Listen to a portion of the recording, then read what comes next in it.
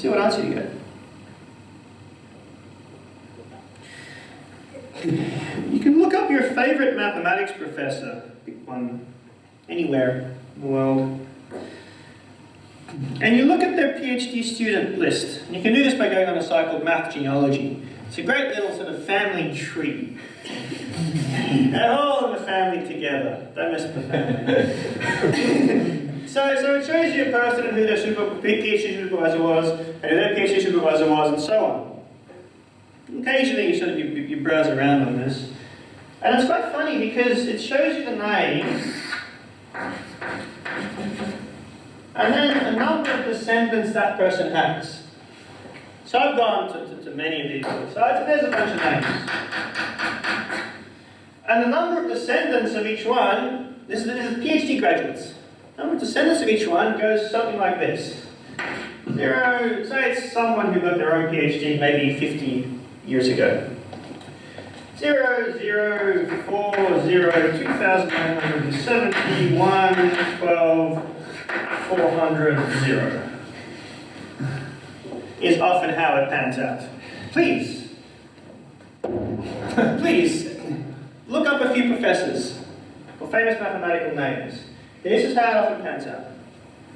That most of their students actually don't go on to produce more mathematicians, to produce more academic mathematicians in terms of PhDs. And descendants is how many PhDs they've produced. But they have one or two who breed like rabbits.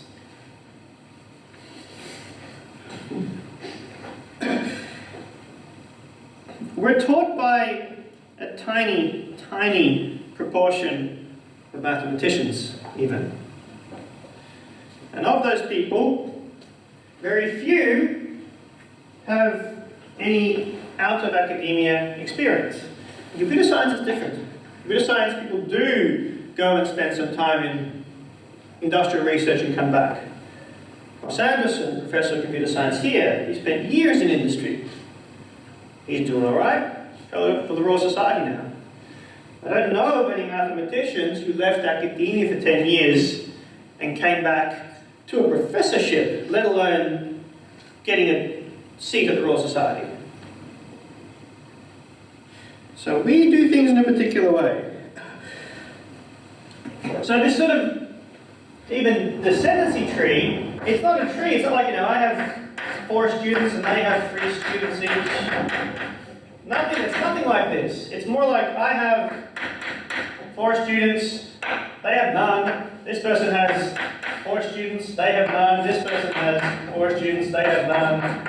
That's kind of how it looks like. The baton is passed down in a really, really narrow way.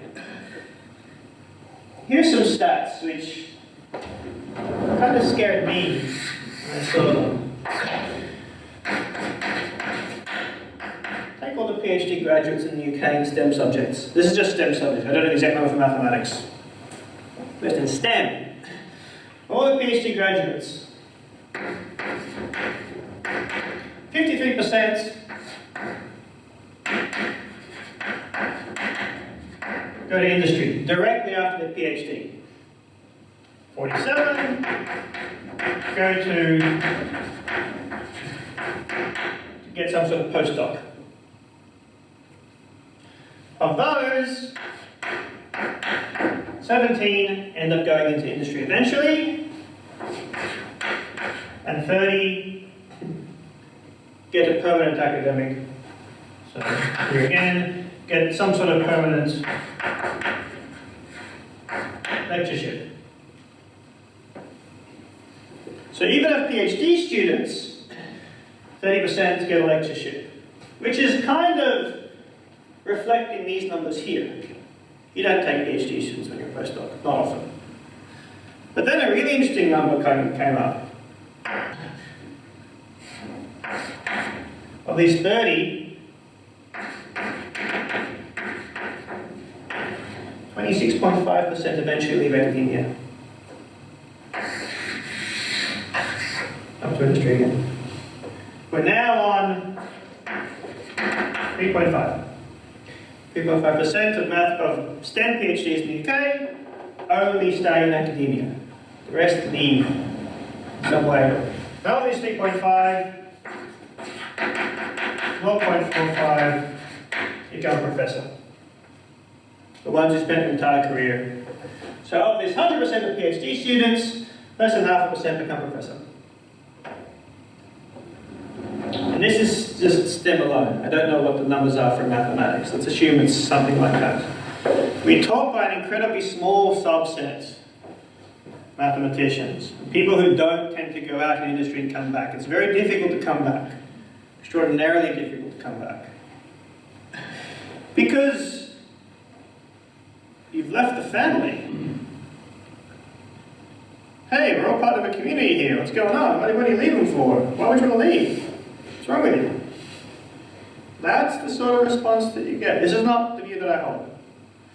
This is the sort of unspoken view that you'll get. You know, it's a whole bunch of words that they're thinking, but the actual response will be, oh, you're going into industry. Little tut. And that little tut says that, right? This is your tut.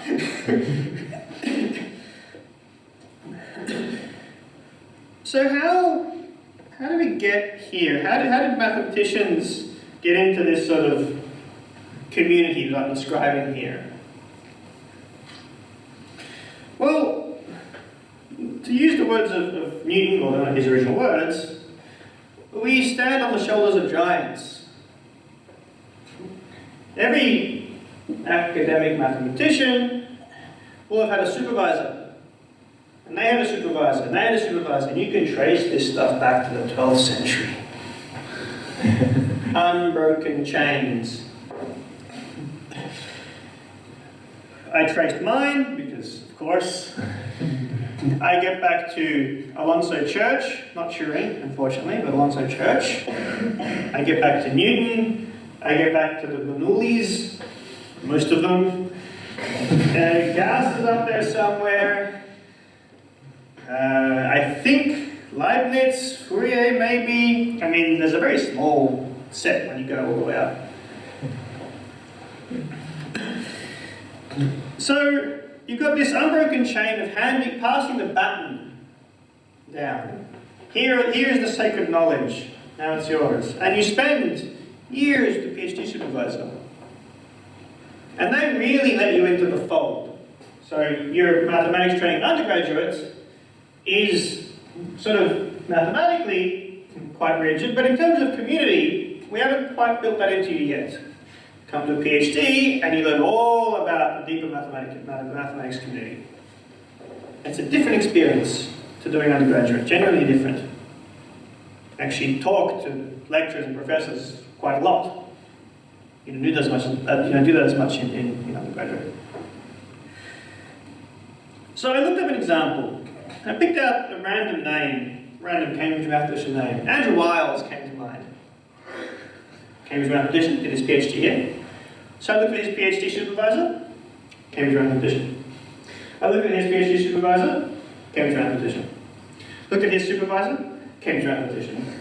You go back 6 or 7 generations, and there's Coates is in there, Littlewood's in there, I think Cayley's in there. You get back to Roose Ball.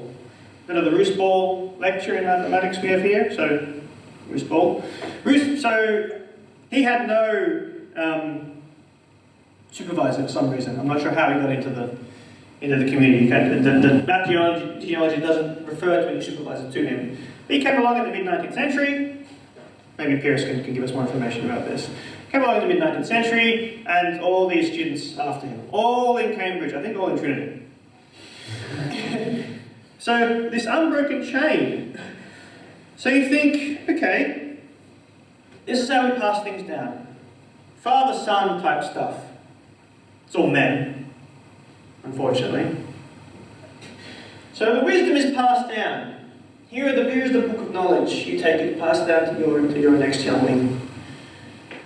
But as you pass these books of wisdom down, you also pass down shortcomings. You also pass down misunderstandings. if you stand on the shoulders of giants, then if they've walked through the mud, you're coming in there too. You take the good, you take the bad. And I go into this a bit more. Because at the opening of the new math building in Oxford, a couple of years ago, 2013, so the math building is called the Andrew Wiles building. Andrew Wiles is now a professor at Oxford. So his address is Andrew Wiles, Oxford. I thought it was pretty cool. So at the opening of his new building, he gave a little talk. And he thought he'd say something, a bit profound. Okay, cool. So he was reported as saying, one has to be aware that now mathematics can be misused and that we have to protect its good name. And he was talking in the context of, this is a few years after the financial crash, and the misuse of mathematics in finance and the harm it could cause. So the phrasing he used was, mathematics can be misused, and we have to protect its good name. He didn't mention the social harm that was being done. What he mentioned was the reputational harm to his community, to his clan, to his tribe. And he said mathematics has lost its moral purity. Where did he get that understanding from? Well, is he just sort of, crossing the street in Oxford one day and was like, oh yeah, mathematics, morally pure, of course. I doubt that. I would have thought that in his years of mathematical education and then exposure to the mathematical community, he picked up a thing or two. It wasn't just a math formula. And maybe one of the ideas he picked up was that mathematics is morally pure. Where might that come from? Well, you can trace back a few generations. You can look at what Hardy was writing in the early 19th century. So, Wiles' supervisor was Littlewood, and Littlewood and Hardy were buddies in Trinity. Well, apparently what they used to communicate by sending written letters to each other via the porters of the college. So one would be in their office and in their office, and the porters would run between little scraps of paper, right? So buddies in a mathematical sense. So, in Hardy's apology, he refers to mathematical beauty 23 times in a 52-page book. Basically, every 2-page spread that you open has the word beauty, beautiful in it somewhere. I did a keyword search. It's 23. So we seem to have this very human notion of what mathematics is. Human notion, abstract concept. Humans describing abstract thing. This is a human endeavor. We have built a community, and these community ideals get passed down. Through this, in terms of training, and through this, in terms of more deep culture. Your supervisor. I want to read another quote that is from Hardy's book, and I printed this out. He says, I count Maxwell and Einstein, Eddington and Dirac among real mathematicians, and real is in proper quotation marks. The great modern achievements of applied math have been in relativity and quantum mechanics, and these subjects are, at present at any rate, almost as useless as the theory of numbers. Relativity, quantum mechanics, the theory of numbers. He equates them all as being useless. In 1942, what was going on in 1942? Well, the Americans had a little campsite out in New Mexico, and the British had a hut halfway between Cambridge and Oxford. Although actually in the British case it was just a fucking hut with some mathematicians in it. And in the American case it was this like $20 billion campsite facility. Then So he says that it is the dull and elementary parts of applied mathematics, as it is the dull and elementary parts of pure mathematics, that work for good or evil. He says time may change all this. No one foresaw the application of matrices and groups and other purely mathematical theories to modern physics, and it may be that some of the highbrow applied mathematics will be useful in an unexpected way. But the evidence so far points to the conclusion that in one subject as in the other, it is what is commonplace and dull that counts for practical life. If it's interesting math, it can't possibly be useful. 1942. Good work.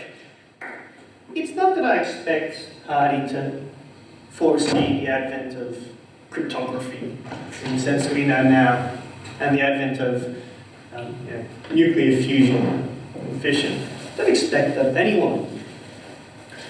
What I would expect is someone as educated as Hardy to at least leave the door open to such things. To not be so arrogant as to say, well, if it's hard math, it can't be useful. And if it's dumb math, okay, someone will probably make a bomb out of it or something like that. It's exactly what he says. And chances are, if he wrote it in his book when he was, 70 odd? He's probably said it a few times at dinner before then. Just a couple times to maybe his students and their students. Old granddad ranting in the corner. But he would have said that when he was much younger as well. And someone probably told him. And someone probably told that person. Going back and back and back and back and back. Oh, it's mathematics, it's pure, don't worry about anything, it's all okay. Only arithmetic is what's used, nothing else. Forget this parabolic curve stuff, no one cares about statistics. Come on, it's addition and subtraction where it's all at.